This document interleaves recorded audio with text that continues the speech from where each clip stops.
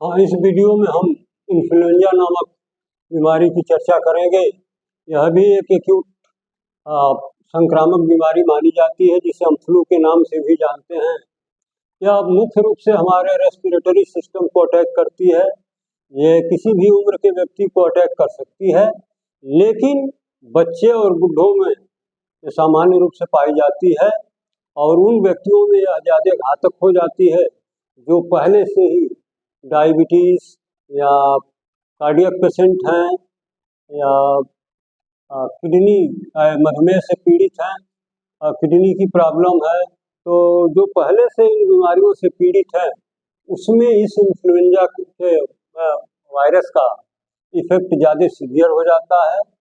इसका कारण बताया गया है। ये खास तौर से जाड़े और बरसात के सीजन में इसके लिए फेवरेबल कंडीशंस होते हैं, जिसमें इसका प्रचार प्रसार और इसका अटैक ज़्यादा होता है। ये इन्फ्लुएंजा नामक वायरस से बीमारी होती है, जिसमें 3 कैटेगरी बताई गई है। यह एक आरएनए वायरस होता है जो आर्थोमिक्सो वायरस ग्रुप का मेंबर माना जाता है। इसके मोड ऑफ ट्रांसमिशन का क्या है, तरीका क्या है, तो ड्रॉपलेट इन्फेक्शन और डायरेक्ट कांटेक्ट।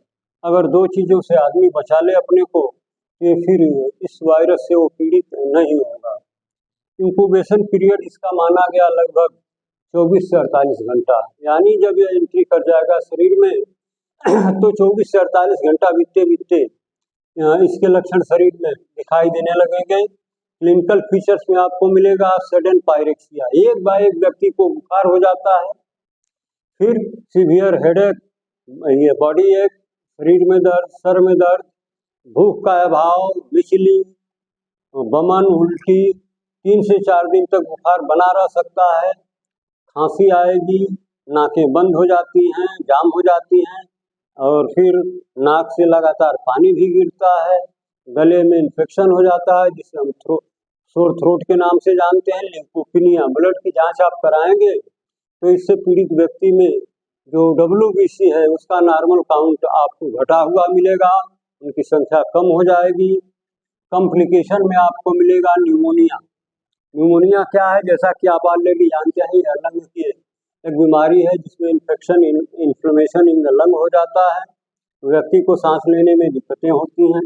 ब्रांकाइटिस, ये जो सांस नली है, इनमें भी इन्फ्लेमेशन हो जाता है इसके इन्फेक्शन से, तो व्यक्ति को सांस लेने में या पीड़ित व्यक्ति को सांस लेने में काफ़ी दिक्कतें होती हैं।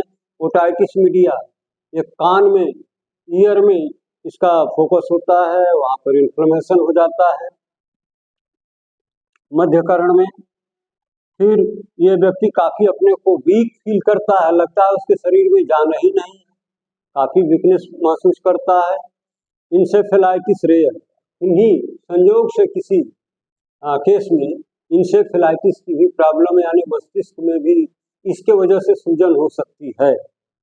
इसका हम कैसे मैनेजमेंट करेंगे, तो हम व्यक्ति को, जो इन्फेक्टेड प्राणी है या बच्चा है या जो भी है, अगर वो इससे पीड़ित है तो उसको हम कंप्लीट बेड रेस्ट की सलाह देते हैं, क्योंकि हिलने डुलने मूवमेंट से उसकी दिक्कतें बढ़ सकती हैं।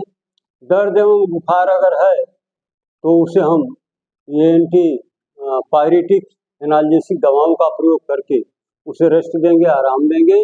न्यूमोनिया और ब्रांकाइटिस की अगर प्रॉब्लम इस स्तर तक पहुंच गई है तो फिर उसका हमें प्रॉपरली उचित तरीके से जो न्यूमोनिया और ब्रांकाइटिस का ट्रीटमेंट हो सकता है उसे हमें दे करके उसे स्वस्थ करना होगा।